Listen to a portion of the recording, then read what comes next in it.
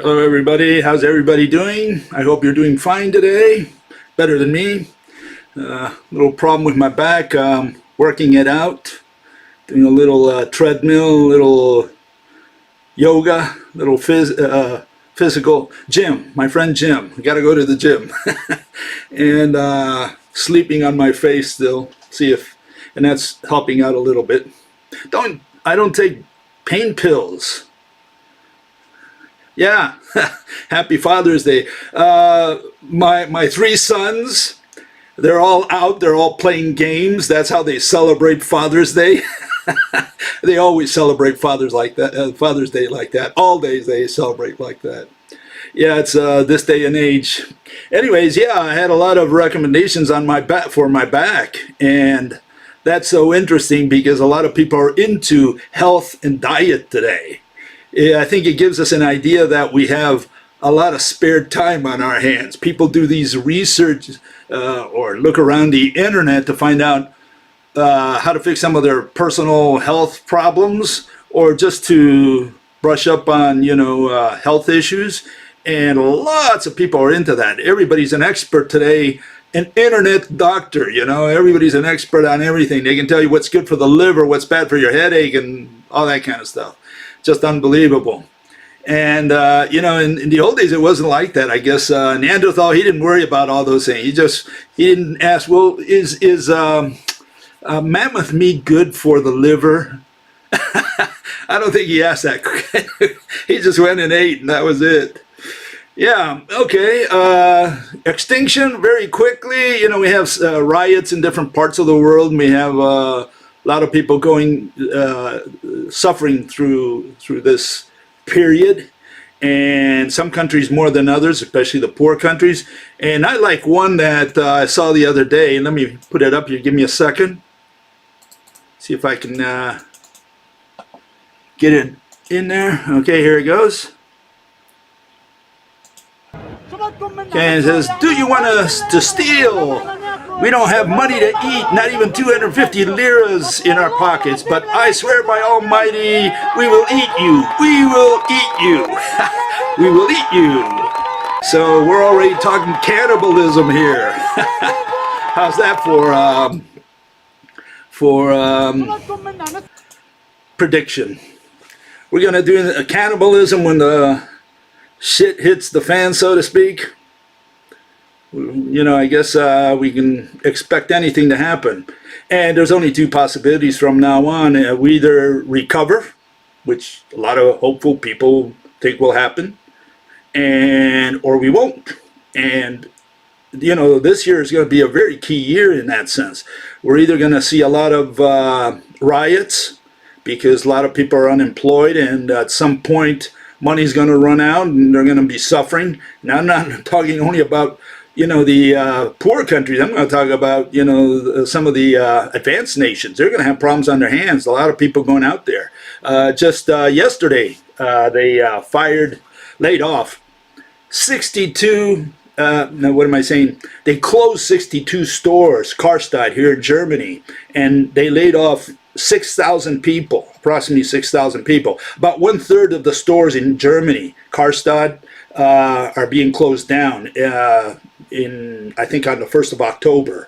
So they gave everybody a 3 months notice, which is required here, and all these people will be out of work. And you could say, well, okay, when things recover, everything goes back to normal. The question is whether they're going to reopen all those stores and hire all these people back.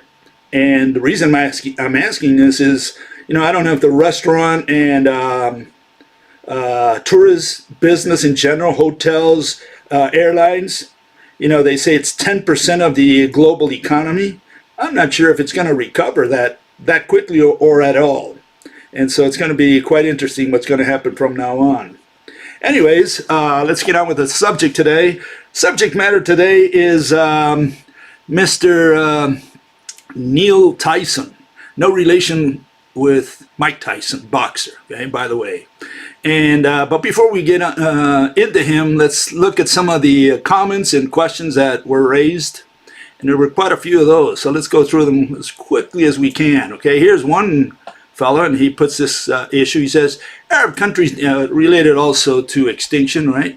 Arab countries depend on the sale of oil to import food. Countries such as U.S., parts of Europe, South America, etc., are net importers of oil, but are large producers of foods, which then get exported and feed the Arabs, the Chinese, the Africans, etc. So there is a level of dependency which cannot easily be overcome. Okay, the capitalist system will have to go away as profits will collapse.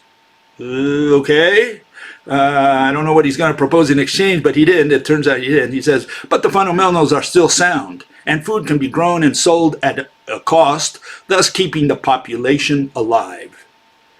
Well, I don't know if profits collapse and the so-called capitalist system collapses, trade. I'm not sure what fundamentals are going to remain, and whether food can be grown, because who's going to grow it for what if there are going to be no profits? Who's going to distribute them if there are going to be no profits? Okay, and how can you sell them if the other guy has no money to pay for it because he's out of work and he makes no money? So yeah, I got a little bit of problem with this, and here's the summary. Okay. I refer to all these people as Disneyland economists. They've lost touch with reality. Why? Because we live in this world of abstract concepts, and we take them for real. And people have lost touch and no longer can distinguish between what's real and what's imaginary. What we see in physics is just one, the tip of the iceberg, but it's all over the place. And, the Disneyland economist, he's going to talk about trade and value. Those are the words that, with which he makes his case.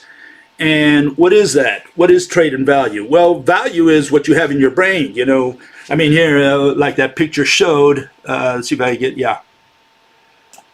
You can see there's a pot of gold at the end of the rainbow. So I give you a pot of gold for your car. Will you take it? Your brand new car, right? And I put a full pot of gold there, a bunch of Krugerrands or whatever you want, maple leaves, okay? And you say, okay, I'll take it. I'll take that pot of gold for my car.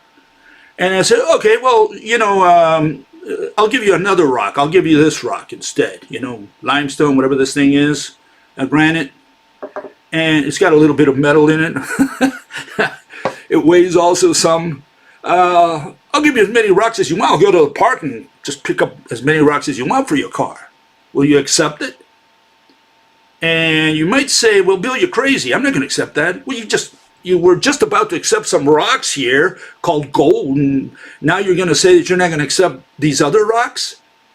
So it's all contextual, and, this value thing is here in the brain. When God up there, he looks at the earth, Mother Nature, Father Universe, whoever's up there, he looks at the earth. All he sees is what is real. And what is real are the buildings, the highways, everything we built, even things like cars and boats and airplanes. He doesn't see the promises. The one that's in the contract, the one that says that you're insured if you get sick or whatever, that's not real. And neither is anything related to services. And so we don't see services because services are all promises. And people don't understand that because we live in a society that's just full of services all around. In an advanced nation, it's anywhere from 80 to 85% of the economy is services. And so people have lost touch with the things that they can touch with reality. Okay, and so how do you explain to these people that value is only in the eye of the beholder, and when the whole thing collapses, Mickey Mouse and Donald Duck, they disappear, and suddenly you find yourself, with this empty castle. And that's what you're going to see in the streets out there. And so, food for thought. That's all I can tell you. Okay, let's move on here. Got this comment here. See if I can get up here. The aim of science is description. Explanation is by definition description. Oh, well, explanation is not description. And unfortunately, this fellow, he did not define either word, so we don't know what he's talking about, what's going through his mind. And that's typical. No, you got to define these terms so that you can use them consistently, and and the crowd can understand what you're talking about. But if you say, this explanation is by definition a description, we have no idea what's going through your brain. Why do we have these two words? And when you look them up, they don't look like synonyms at all. In fact, here I have famous quote that I always bring up, and that's this professor. He's from Pennsylvania. He says, "Science doesn't explain, science describes." Well, I don't know if Mr. Simonek knows the difference between an explanation and a description. He didn't put the definitions for these words either. But one thing you can be sure of is that he seems to think that they're different. The explanation and description are not the same thing. Okay, and here we have another testimony. Okay, you could say. And this is from Mr. Steven Weinberg. He's a Nobel Prize winner. And he says, "I don't think mathematics can ever be regarded as an explanation in itself for anything. And this has not always been understood." And yeah, mathematics cannot explain anything. Mathematics is strictly a descriptive language. That's all it is. Mathematics can only describe. You can describe, 4 chairs and say, oh, we have 4 chairs. Or you can describe the 4 legs of a chair mathematically. You say, yeah, what is a chair? Well, it's got 4 legs, 1 backrest, 2 armrests, and a seat, whatever. You can describe it mathematically. You can describe mathematically that a lion runs at, 30 miles per hour. And you can say, well, if a car goes at 100 miles per hour, in 1 hour it'll be 100 miles away. You can predict that. All that is description. So far you haven't explained a single thing. And so yeah, since the 17th century, all we've done is do experiments and describe them, measure and describe them with equations, and they call that science. The issue, and that's why we have no explanations today, because the issue is that we had to explain how Mother Nature runs her shop, how this universe works. And we don't have any explanations coming from the mathematical establishment. All we have are descriptions. And that's why, what they did, they turned science or physics, right, into descriptions, a set of descriptions. And, well, yeah, it doesn't help you understand how a magnet attracts another just by having a description. Say, well, it does so. North attracts south. Oh, right. Yeah, okay, so north attracts south. That's a great explanation, Or the electrons spin in the same direction on both magnets. So what if they spin in the same direction? Are they tied together? Is one rolling the other one in? What's the mechanism? You can't just say, well, the electrons over here spin in the same direction as those over here. So if they're discrete entities, you still haven't explained the mechanism. Okay. Another testimony, just in case. Let's see where it is. This comes from Mrs. Mary Poppins, and that's the way the mathematicians essentially so-called explain. And here it is, okay? This is the mathematical version.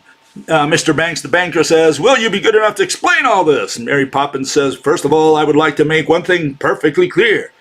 Yes, I never explain anything."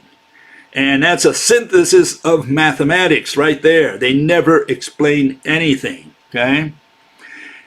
Okay, one final, let me put myself back here. One final one here, and that's the definition we have for these 2 words. In science, we do define these words. An explanation, causes, we're only talking about physics, so we're not concerned about philosophy. So the causes underlying a phenomenon. Or you can say how a mechanism, right? How an consummated event happened. An explanation is only has to do with the past. You don't explain the future. Okay? If you explain the future, it's because you're pulling from your memory. Like if you can explain an eclipse, it's because you already had some experience with it. That's why you can explain the mechanism. Okay, if you just predict and say at 2 o'clock tomorrow there will be an eclipse, you haven't explained anything. You just made what is known as a prediction. Okay, you foretold, but you haven't explained why that's going to happen. If you can explain why, it's because you got some experience with it. And describe, it's just a listing of properties of an object. In science, adjectives describe objects, and adverbs qualify or characterize motion. I like to use the word narrate, narration, a narrative for things that move, for anything that's dynamic, and describe to just describing a static object. Okay, that's probably the best way to look at it, but you know, that's just my preference there. Okay, and do I have anything else there? No, I guess that's it. Okay, another comment that was made, and here it is, the reference that there has to be a touch of a mediator, physical connections or touch of an angel or spirit sounds like anthropomorphism. As infants, we learn to move things by touching them. Then the expectation is that nature moves things by touching them, and that is anthropomorphism. Anthropomorphism, in this case, is the attribution of human characteristics to physics. And my answer is no, that's absolutely not true. What do I have here? Let me put this up here. Okay, first of all, touch is not circumscribed to humans and has nothing to do with anthropomorphism. Lions touch, they touch hyenas and they touch wildebeest. And asteroids touch the moon when they make, you know, a little hole in the moon. So, no, touch is not circumscribed to humans alone. Okay, that's the first issue. Second issue is that physics, the purpose of physics is to explain mechanisms rationally. Now, you might have a different idea. You might think it's just descriptions, mathematical descriptions, measurement, because that's what the mathematicians have done for the last 400 years. That's why they can describe, and they can't describe the invisible entities that serve as mediators, and they just describe what they do actually see. They say, well, this moved at so much energy, it's so much mass, and so much speed or whatever, or in so much time. That they can describe. But when you ask them, well, what invisible entity does gravity? And they give you this nonsense about, you know, warp space, warp time, and they say that's the physical interpretation. And you say, well, what do you mean warp time? Warp time causes gravity, so that means the Earth doesn't leave the solar system because it's attracted, not so much it's attracted by the sun, but because the sun weighs down this canvas and it serves as a wall, warp time, and the Earth cannot flee. And the guy tells you, well, it's just an analogy. You're not supposed to take it literally. An analogy for what? I thought you explained it as a wall that prevents the Earth from flying out. That's what the depression is supposed to represent.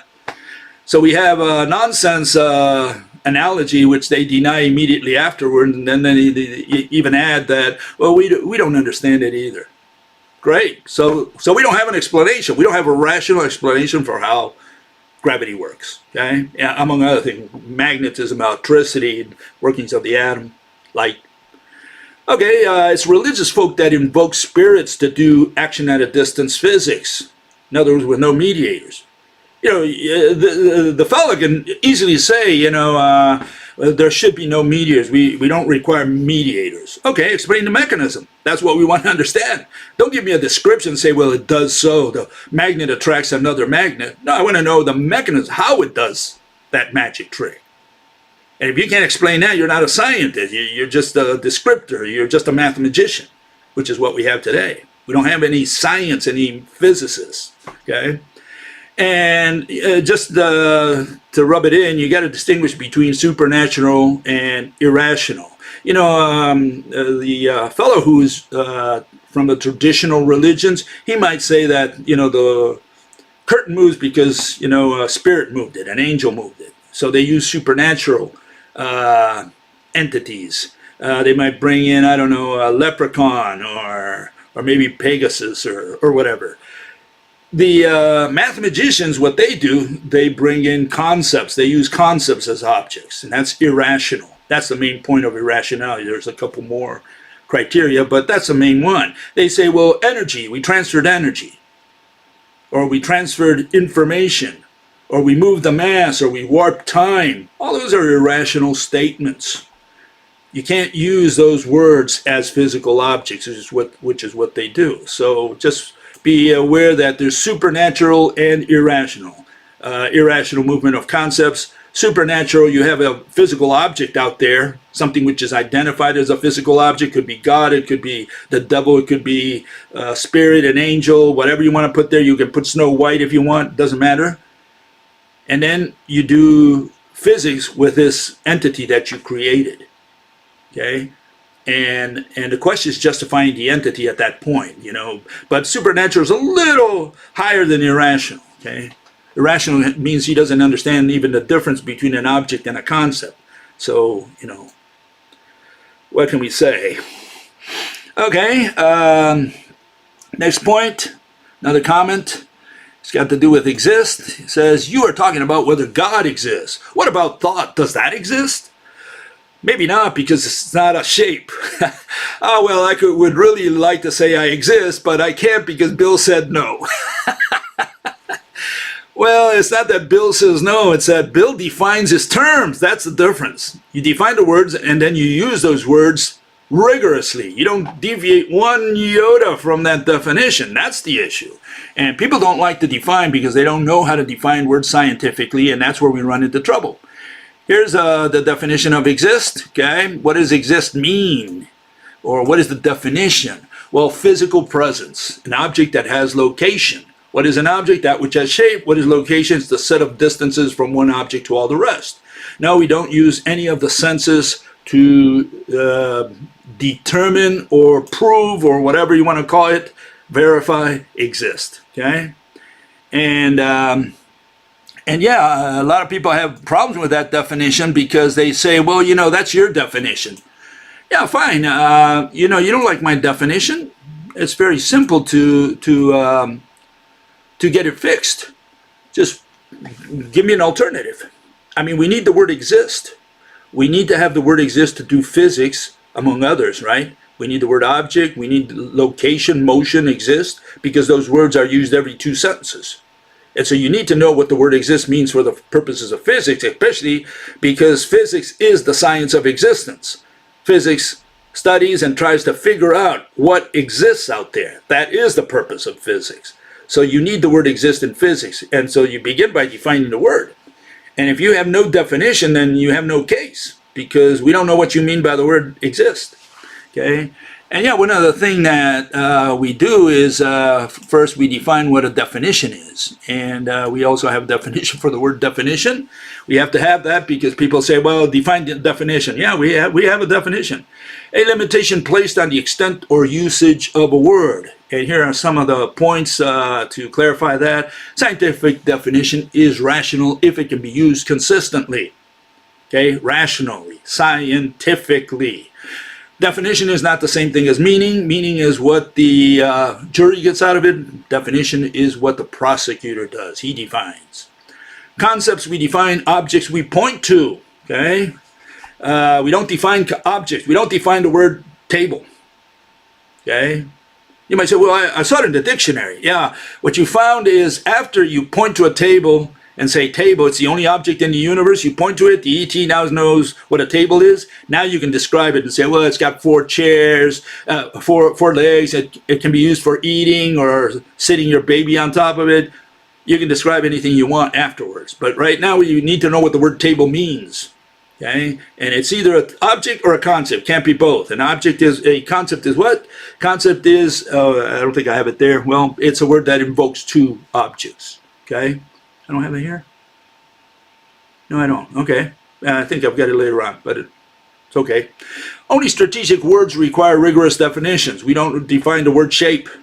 We don't try to cater to the devil's advocate who just goes in there and says, well, define this. And how do you define that other word that defines this word? And so on. And they want to take you through this endless searching for definitions. It doesn't work that way in science. We don't have to define every word in the dictionary or every word that we're going to use in a presentation. No, we only define those words that make or break our theory. And in the case of physics, we need to know what an object is because you can't do physics without an object. And the issue there is not what does the word shape mean? No, the issue there is what is the difference between shape and the other criteria, especially the criteria that are used by the mathematicians today, which is see and touch. You know, you can't use these criteria, see and touch, because they are irrational in the context of defining the word object for the purposes of physics. Okay, you need two objects to define the word object. You need two objects to come together to touch, or you need to have a live entity see in order for that object to be an object. So that means if you don't see the moon, it's not an object until you see it. That's essentially what the see-touch criteria does. And then there are others like volume, mass, and motion. An object that is that which moves. No. An object is that which has shape, and that's all we're doing, comparing criteria. Once we finish that, we're done with the definition. We don't go and say, well, what does the word that mean? What does the word which means? Why don't you ask those questions? Why did you ask the word shape? And then operational and functional definitions are irrational and therefore unscientific. Used throughout the scientific world, no, they're unscientific. They are formulated at the end of the dissertation, and they require an experiment. So you're not defining. What you're doing is proving after the fact and say, oh, okay, that's what I was talking about in the last 2 hours. Okay. Okay, let's move on here. Here's another comment. Okay, got so many of these, sometimes I get them crisscrossed. Aristotle didn't think science needed observation either. And he explained, quotations, right, rationally how the earth is the center of the universe and heavier objects fall faster until someone else came around and disproved him by observation. Oh my God. So much to say about that. I just don't have time, but let's go quickly through it, okay? Okay, here it is. Proof belongs to religion. We don't prove anything in science. So if you use the word prove, you are a religious fanatic. First thing, so we throw that one out. Second, the earth being the center of the universe is not an explanation for anything. It's not a theory. I have not explained anything by saying earth is the center of the universe. I can make the assumption, for example, and say, look, let's assume that the earth is the center of the universe, and with that assumption, explain something else. Okay, explain the theory. Physics is an explanation of mechanisms, and we have to do it rationally, okay? And Copernicus, he did not do it through observation. He did not prove or believe or conclude that the earth is the center of the universe through observation. He did it what? He did it through reasoning, okay? And so it's important to put that in the right context. Here's the first picture we ever took of the earth from afar. This was in the lunar orbiter in 1966, and the picture is known as Earthrise. You can Google it and find out what it is. And that's the first time we took a picture of the earth, you know, from afar. Okay, so you can say, well, we can now debunk the flat earthers and say, well, look, that's not a disc, that's a sphere, and we got better pictures of that even today to show that that is the case. What we have not ever done, even to today, is this. We have no film of the planets rolling around the sun, okay? And if you want to do this, it would take at least 248 years to see at least one revolution of Pluto. But let's forget about the outer planet. Let's just stop there at, you know, where you see the Earth in a minute here. The third planet from the sun, third rock from the sun. And that little planet there, you know, you can say, well, I'm going to wait till it does a full circle. Well, it takes a year for that to do a full circle. And no one has ever done that from space. You would have to get far out to be able to see the Earth rolling completely around the sun and prove, to use that term, prove that the Earth rolls around the sun. Okay? So no, we have no observation, observe like with eyes, that the Earth goes around the sun. In that sense, we have to give the flat earthers credit for that. Yeah, they're right. We have no evidence, and we don't need evidence. In science, we do not present evidence. We do not use math. We do not make predictions. We do not observe. What we do in science is explain. That's why we have to define what the word science means and stands for. And it means explanation. That's what it is. You have to explain a mechanism in the case of physics, right? And you don't have to be out there looking at the Earth going around the sun to say, well, yeah, I've proven the Earth goes around the sun. Not the way it works. You infer, you deduce, or you make an assumption if that's important for your theory. Okay, that's the way it works. I make an assumption. For gravity, I have to make an assumption that the Earth rolls around the sun. And I don't present evidence, I make an assumption. Let us assume the Earth goes around the sun.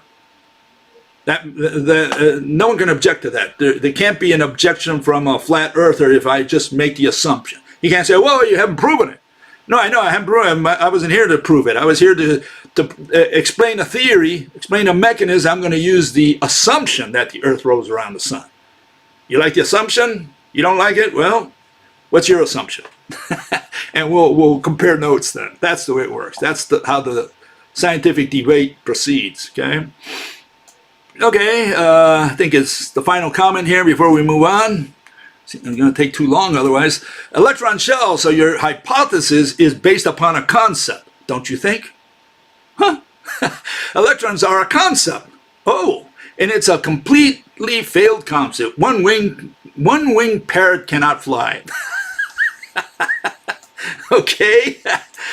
What is this fellow talking about? Well, he's saying that this is a concept here.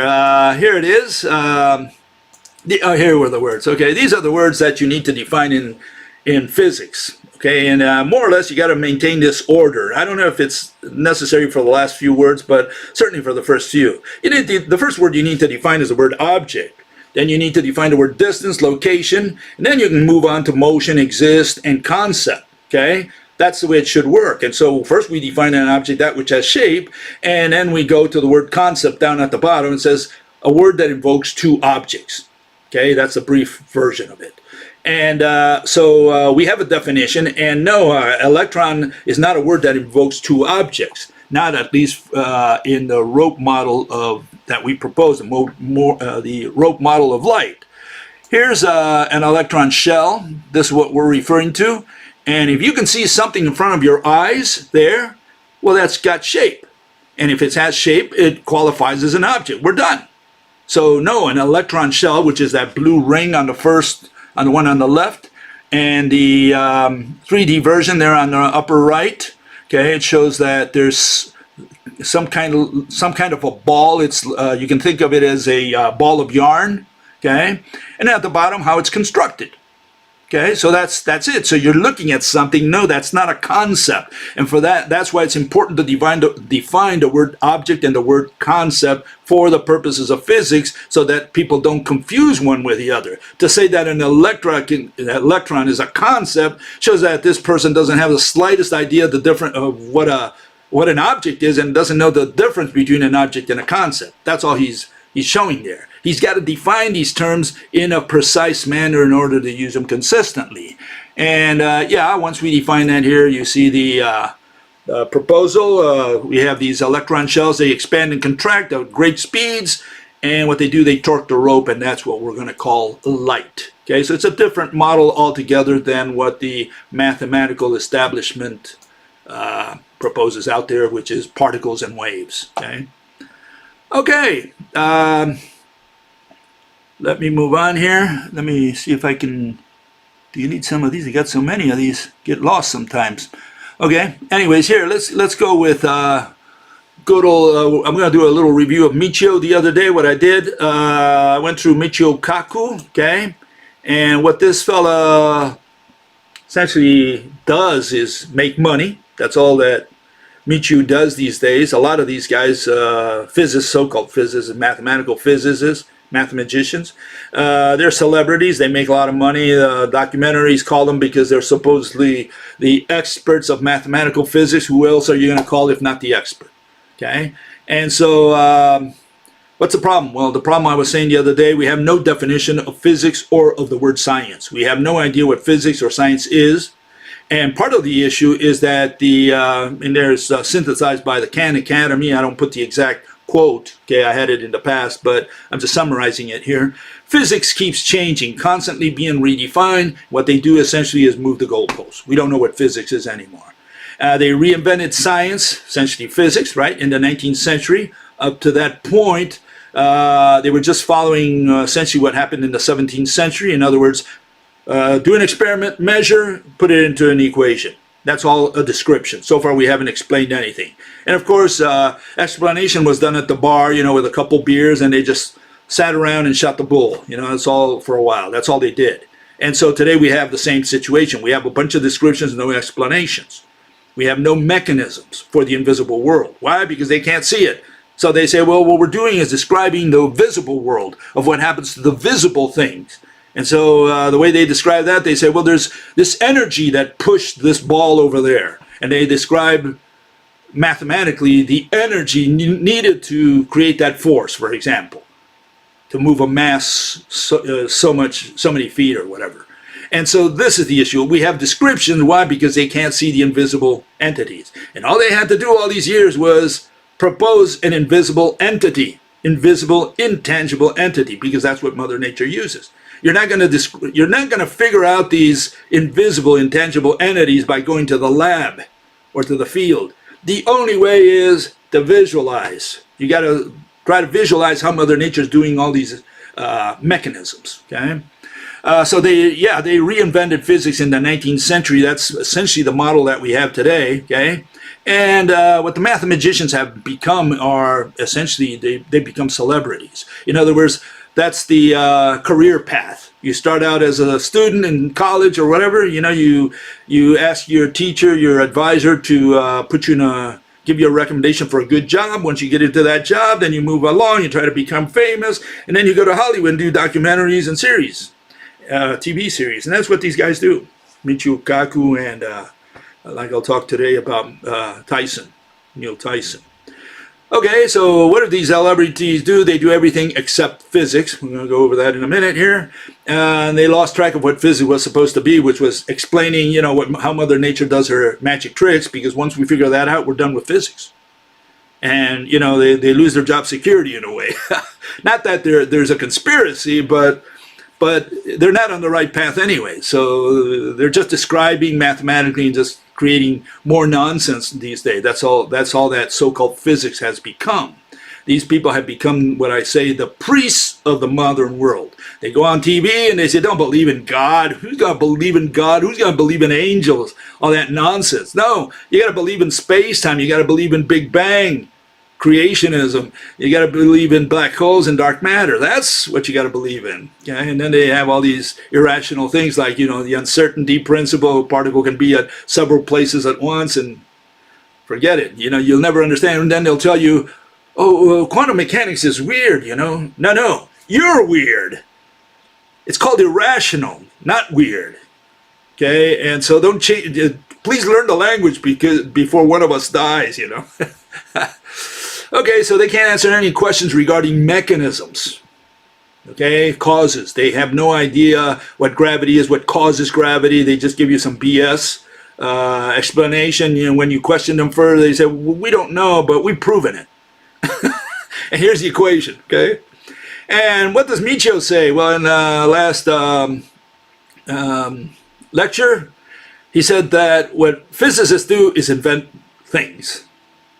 He said that's what physicists gave to humanity, all these inventions. And you can look up all the inventions that he proposed, okay?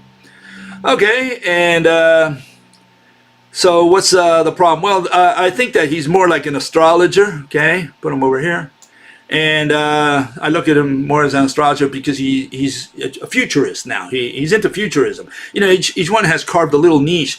This guy's going to be a futurist. The other guy might do, AIs, artificial intelligence. The other one might do quantum or string, So everyone specializes in all these different branches that they've created for themselves. And this guy is a futurist, one of the guys who deals with future.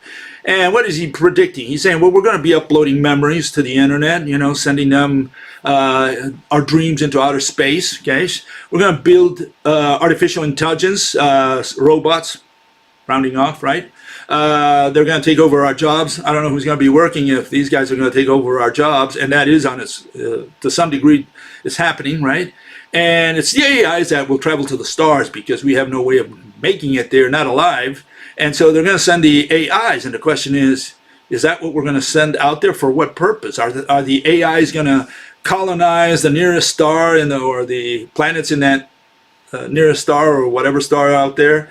What for? What are we going to do there? We're going to spend $1 trillion to send a bunch of robots out there to do what? Are they going to bring stuff back to Earth? We're going to have commerce with these guys, Take, I don't know how many years to get there, thousands of years. The bananas will come back rotten for sure, And I'm not sure they're going to be any cheaper. So no, I think it's nonsense to say that we're going to colonize the first star, let alone the galaxy. He says we're going to record the genome and the connectome on this. That's your soul there. We're going to concentrate it there. And this will allow your grandkids, your great grandkids, to be able to talk to you, and you're going to be talking to them. Why? Because, you know, they have your soul on a disc. Sounds a lot like the religion in the old days, you know, when your grandmother died, says, hey, no, she died, but she went to heaven. Her soul is in heaven, and you can talk to her. Oh, how do I talk to her? Well, just put your hands together and just talk to her every night. Oh, okay. And this is more or less the same thing. It's just packaged in a different way. It's packaged under the guise of science. That's what they've done. Okay, Mass Effect, he talks about that. We're going to interface with space-time, a concept, right? And this will allow us to go from one side of the universe to the other in a split second. You think, you're there. Okay, that's it. Telekinesis, you know, you move things around with your mind. This is what they're into. This is what good old Michio is into, okay? And take it or leave it. You either believe all this nonsense and take it for science, for physics, and say, well, anything we can think of, we will develop technologically. In other words, right now it's science fiction, but tomorrow science fiction becomes science or technology or whatever. No way. Okay? And the analogy of, what's this guy, the French guy? Forgot his name now. Jules Verne. You know, that he predicted that man would go to the moon and that sort of thing. He said, well, in those days it was science fiction. Today it's a reality. This is not the same thing. Today we're talking about abstractions. We're talking about going through the fourth dimension to the other side of the universe. That is garbage. That's never going to happen because it's founded on the wrong premises. That's why. So that is irrational. It's got nothing to do with Jules Verne. You know, you can't use that as an analogy. Okay, so what's the issue? The issue is that a lot of people are questioning, especially what some of these folks are into, which is string theory. And because they question the fact that the proponents of string theory are shunning experiments. You know, these two used to come together. You had an equation, okay, which is a description of what? Of a measurement or of, you know, measurement taken of an experiment. And now these people are saying, look, forget about the experiment. We don't need that anymore. So now we're redefining science. We're redefining physics. We're kind of limiting it so that we don't have to do the experiment and prove it empirically. And so a lot of the old folks are complaining about that. Especially, you know, as like someone said, you know, the only way that paradigms change is when the old folks die. And to some degree, that's true. You know, these guys get, the new generations get their degrees from the old guys, and they can't question that because otherwise they're thrown out of the guild. So they let for the, they wait for the old guy to die so that now they can change the paradigm and do what they wanted to do, okay? And so here's one comment from one of the old folks, okay? These are the old folks that are speaking here. Theoretical physics and cosmology find themselves in a strange place. Scientific theories have since the 17th century been held tight by an experimental leash.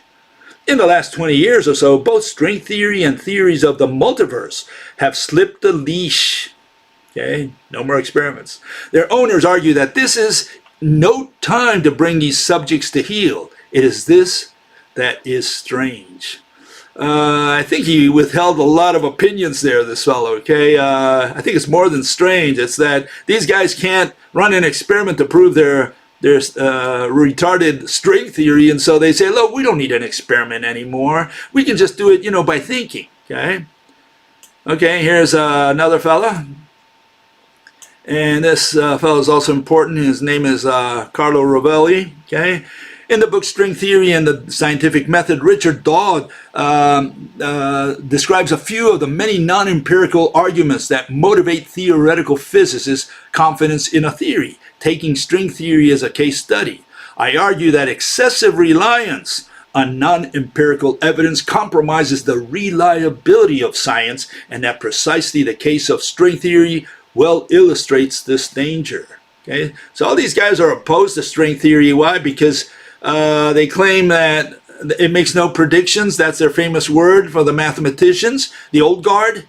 And that's one issue. The other one is that they have if you're not going to run an experiment, these people have no use for CERN, for the Large Hadron Collider, or for Fermilab, or any of those, or SLAC, Stanford Linear Accelerator, or LIGO. Why? Because they say we don't need any of that. See, we're going to do math, no empiricism, no, none of this lab stuff. It's all going to be abstract.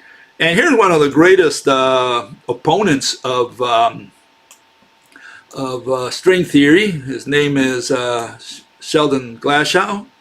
He's also a Nobel Prize winner, and sadly I cannot imagine a single experimental result that would falsify string theory. Falsification, Popper, right? Karl Popper, Popperian, falsification. You need to falsify. I falsified documents, I falsified driver's license, got in trouble for all that, but this guy's talking about, falsifying theories, okay? I have been brought up to believe that systems of belief that cannot be falsified are not in the realm of science, okay?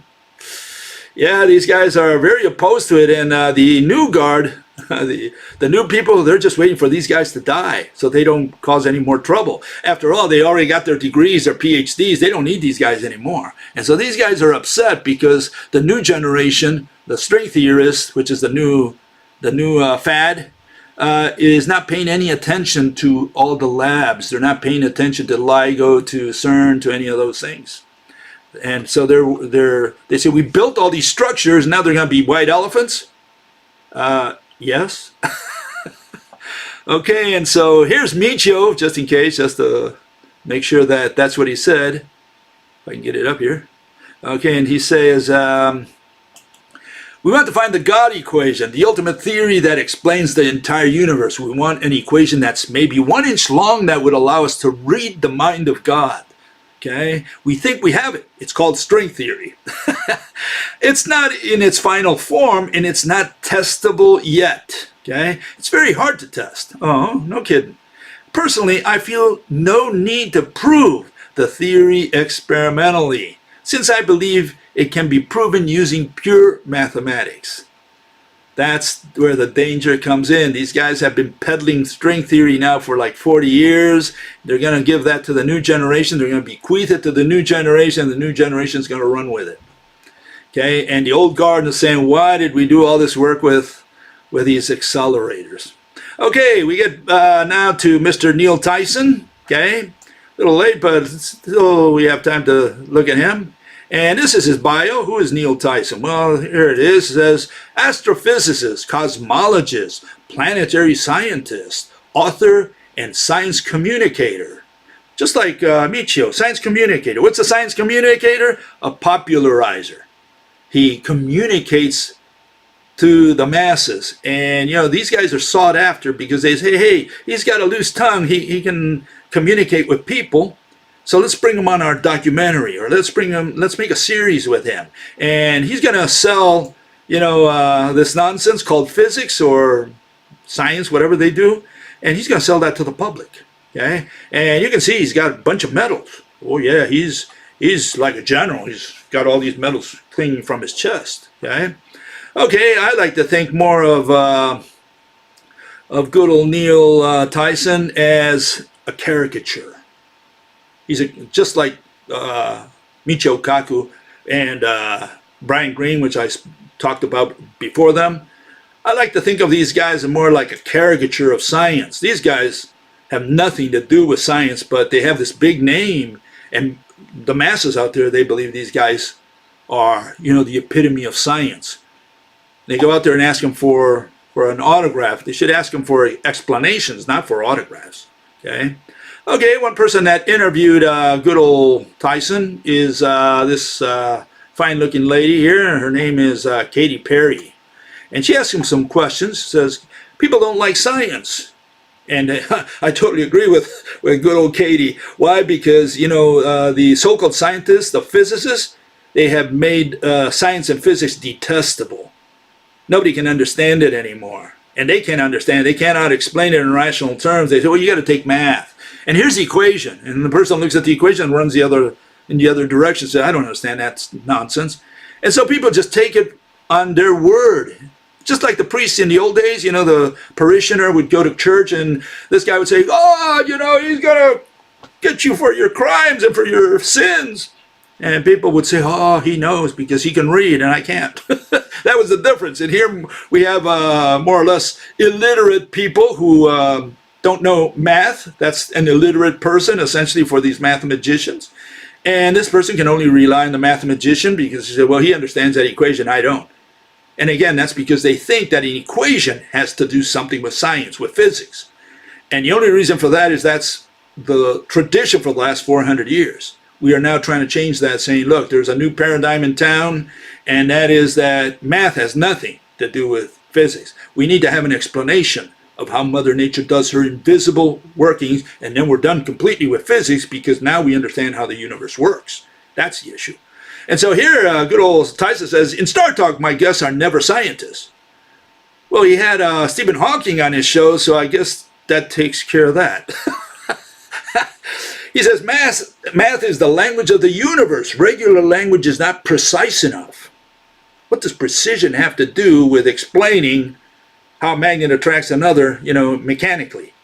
Obviously, he's not referring to that. He's not he's not referring to explanations. He's referring to what this guy said earlier, descriptions.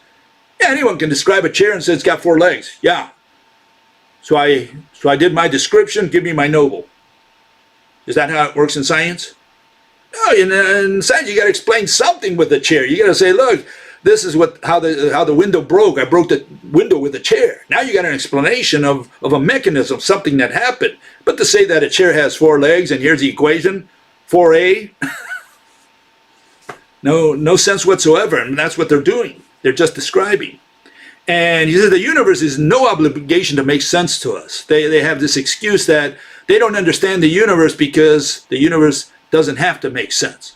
Well, maybe the universe doesn't have to make sense to you, but you have to make sense to me.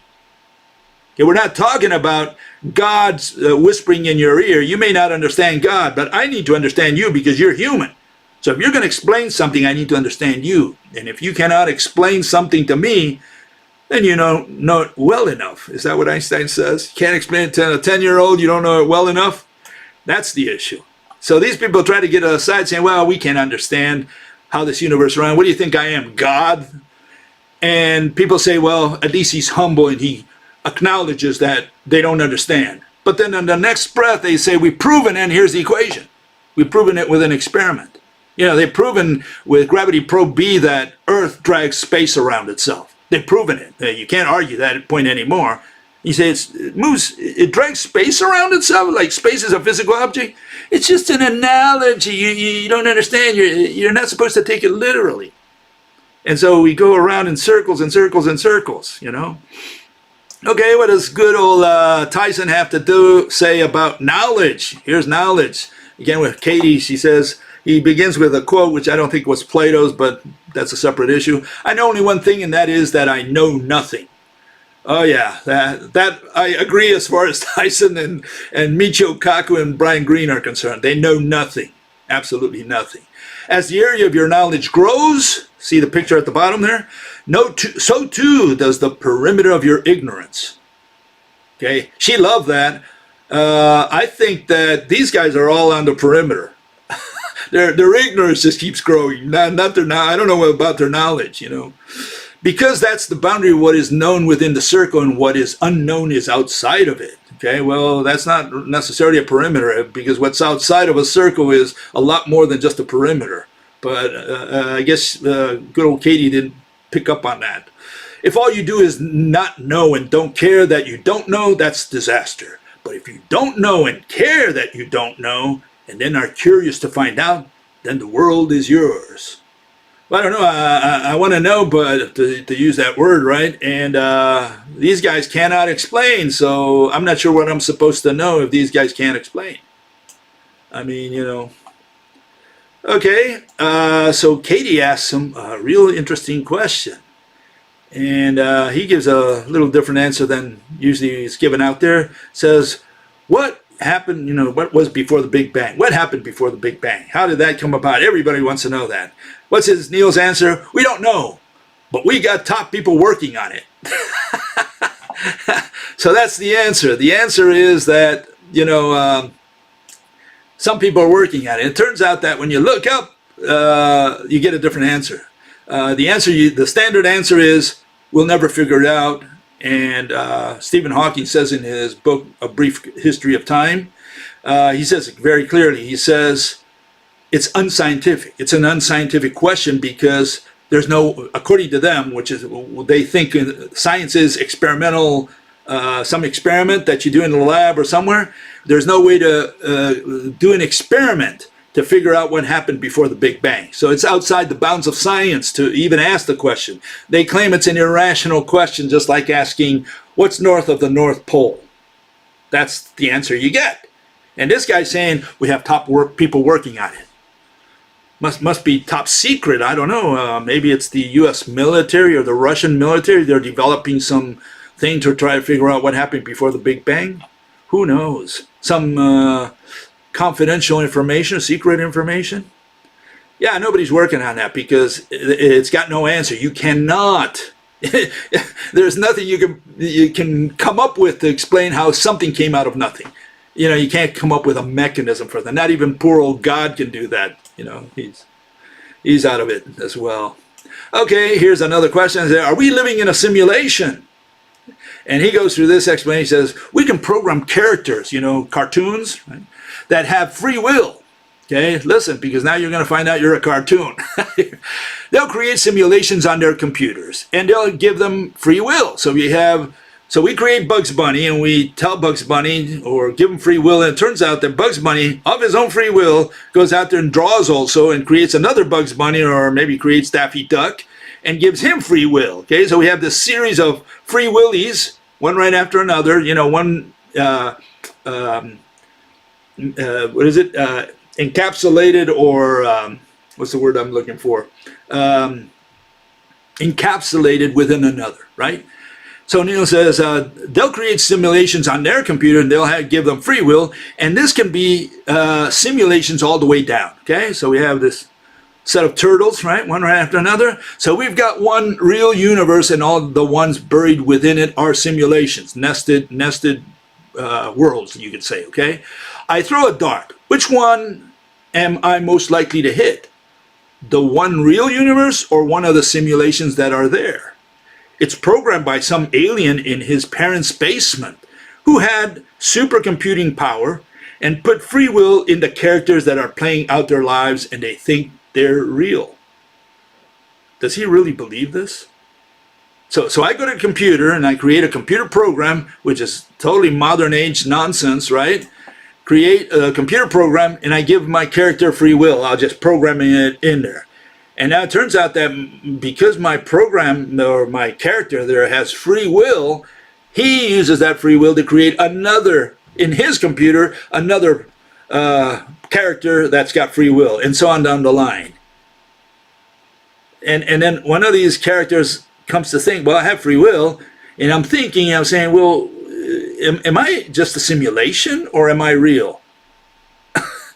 These people are thinking, they've watched too many Matrix movies or whatever. It's they're getting their education in Hollywood. None of this has anything to do with reality. These people are 10 feet off the ground when they even ponder these things.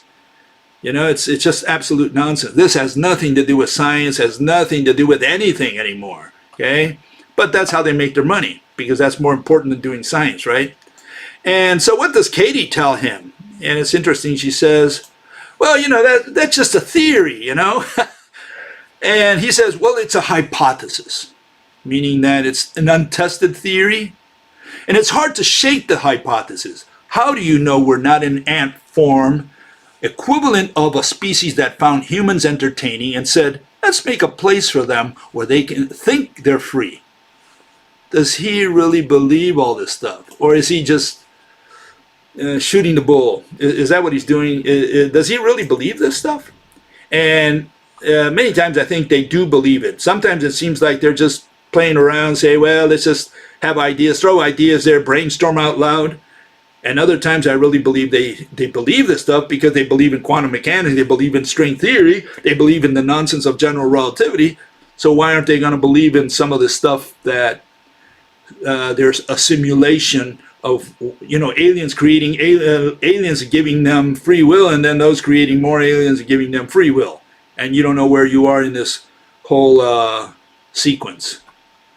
They actually, I think some of them really believe it. I think they're talking what they actually believe in. Okay, I would think so. Okay, so she asks, which comes at the heels of that, if he believes in reincarnation. Okay, and Neil says, I'm not convinced. Okay, that he's got a second life, that he comes back to life. I say, give me some details from before you were born. And that's a good way of putting it, but then he says, every day I wake up as me. If I woke up as a different person each day, would I know it? Well, you wouldn't even know it if you woke up as you yourself or a different person. So no matter how you twist and turn it, you won't know, right? Won't? So you haven't answered the question. I mean, the question is there such a thing as reincarnation? The answer is no, because, whatever body I have, that creates my mind. Okay, mind is not a separate thing out there. Mind is a concept. It's called thought, and it's matter on which thought is dependent. And the day I disintegrate, my atoms just whittle away underneath the ground or in the ash pile over there in the burner. Then at that point, I produce no mind. And to say that my mind comes back, my body, went with the dinosaurs. I don't know. These people really have a mental problem if they really believe any of this or even are close to believing it. Okay, couple more here. Final ones. And here we have Neil versus Neil. Okay, we have quantum physics is a highly predictive science. Predictive. They do predictions, But there are things that happen in it that are just freaking weird. This is what good old Tyson says, okay? It says, quantum entanglement, particles know about each other. They know about each other, okay? Yeah, I saw you on TV, particle A. I'm particle B.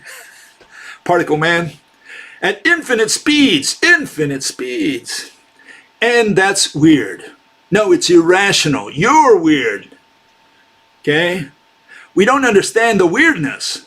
The irrationality. Of course, no one understands irrationalities, even if we can predict what happens. What some people are doing is taking the weirdness of quantum mechanics, which we don't fully understand, and the consciousness, which we don't understand, and using them to explain each other. Yeah, and good old Michio is one of those, and so is Brian Greene. They mix these non-understandable things, they put them together, they shake them in the shaker, and then they drink it, and they say, ha! I have one non-understanding with another non-understanding. And so we have what? Understanding from that, mixture of Venn diagrams? No, what you have is, I guess, more misunderstanding, or more or less like he explained, if knowledge grows, the perimeter, or what's outside the perimeter, grows even greater. Yeah, and right now, I think they have a lot of ignorance that is growing, and no knowledge. The knowledge, if anything, stayed put, and now what you have, the expansion of this black hole, which is pushing all this ignorance out into who knows where. Okay,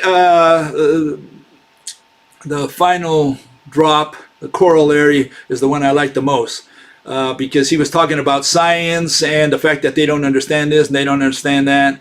And then he says the following. This one just blew my mind. This is how he ends his talk, essentially. What's one thing you would like to change about this planet? Someone asked him. He says, I would want more people to know and understand what science is and how and why it works, so we become better shepherds of the future of our own civilization. So here we have, they say that quantum is weird. We don't understand quantum, okay? Really, it's irrational. They don't know what science is.